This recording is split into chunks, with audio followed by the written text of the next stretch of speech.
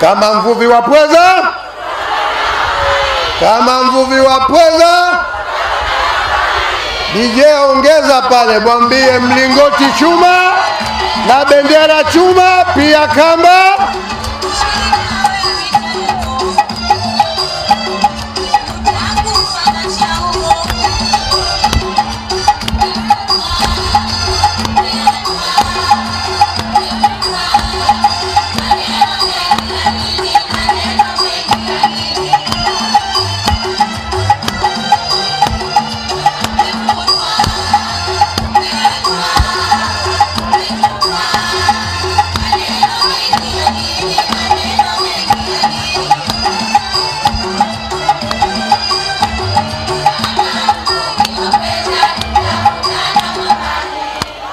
Ewa.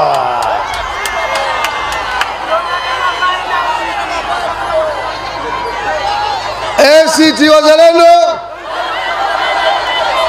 Kwa hivyo ndugu zangu, nakwambia haya hakuyafanya, na nyinyi mashahidi.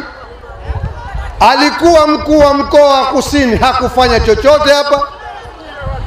Kawa makamu wa pili, hajafanya chochote, hata hakujua kama ana jamaa zake huko. Leo tena ati leo anajua kuna wagonjwa, leo anajua kuna watu wazima, leo anajua kusali misikiti ya Kiwani. Tutakutana Mwambani tarehe 29 Oktoba. Bendera chuma, mlingoti chuma na kamba pia chuma mwaka huu inshallah. Ndugu zangu, huyu mtu alivyokuwa mbinafsi na thaqili, achilia mbali kweli, hata ndani ya Chama cha Mapinduzi chenyewe kamfanyia khiana mwenzake. Kamwambia aliyekuwa mwakilishi yeye akagombe ubunge ampishe kwenye uwakilishi. Akamwambia atahakikisha anakuwa mgombea, badala yake akaenda akachukua takataka zake akapeleka pale kwenye ubunge. Kamwendea kinyume huyu wake mwenyewe, atakuja kukumbuka nini akishapata? Na matokeo mnayajua, ni watu wa Kiwani. Sitaki hata kumtaja jina mimi, lakini mgombea aliyomleta yeye katokea wanne, akalazimishwa atangaze wa kwanza. Yeye mwenyewe mgombea peke yake kura 155 zimemkataa kwenye chama chake mwenyewe. We una mdomo gani?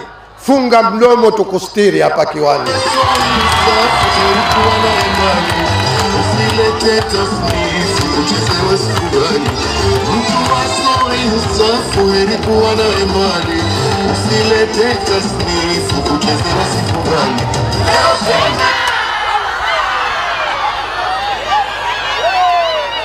Na nikwambieni moja,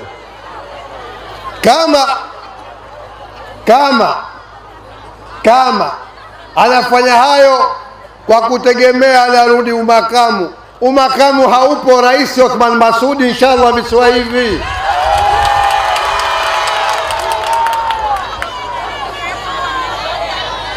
Hiyo nafasi ina mwenyewe, na mimi Mheshimiwa Othman kesha nongoneza nani makamu wake wa pili wa rais inshallah.